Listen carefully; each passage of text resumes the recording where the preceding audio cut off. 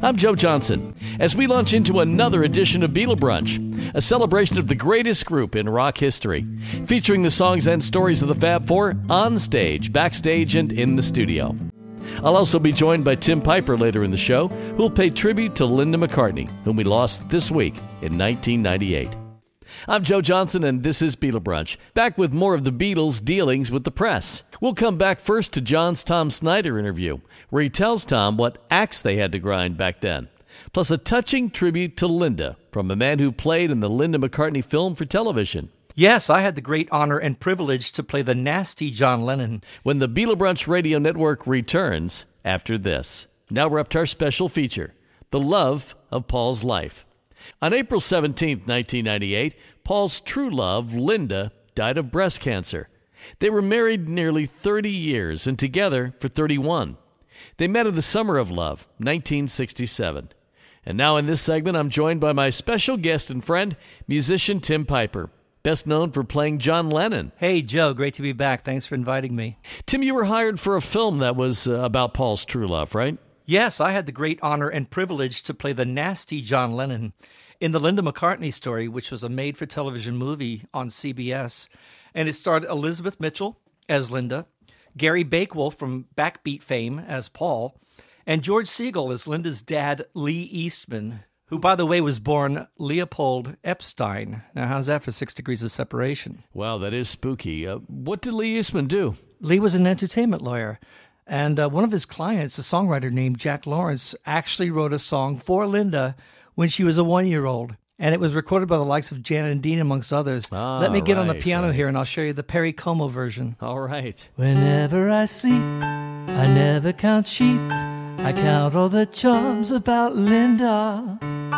I guess she was pretty special. Yeah, I think that filming the Linda McCartney story helped me realize how important Linda was in Paul's life. And you could hear it in his songwriting. Let me give you a few examples here.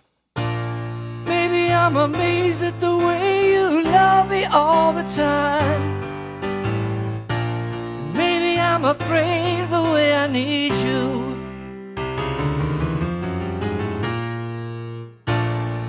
And when I go away, I know my heart can stay with my love. It's understood, yeah. And with the guitar, la la la la la, the lovely Linda, with the lovely flowers in her hand. Wow, nice. You know, John said after Paul left the Beatles that he only wrote silly love songs, which became one of Paul's biggest. You think that people would have had enough of silly love songs? Well, look around me and I see it isn't so. Oh, no. And, of course, Paul wanted her in Wings. You know, it must have been really difficult at times being Mrs. Paul McCartney, you know, on stage with Paul. You've got all your critics out there, but I think Linda got the last laugh. You know, she was credited with 5 of Wings' chart-topping hits, including Uncle Albert, Admiral Halsey, My Love, Silly Love Songs, Band on the Run, Listen to What the Man Said, and Live and Let Die.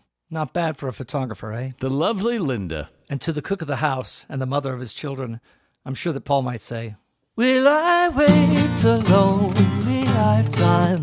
If you want me to, I will. I will. Very nice, very nice. Thank you, Tim Piper. A nice tribute to Linda McCartney, who we lost April 17th, 1998. Read more about Tim on our website, brunchradio.com, and at timpipermusic.com. Download Tim's new single, The Shot, heard round the world.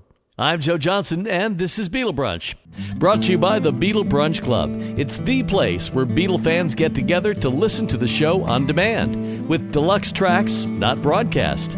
Plus, go back in time and hear old brown shows, Beatle Brunches from 20 years ago today and before. Join up for just pennies a day at brunchradio.com.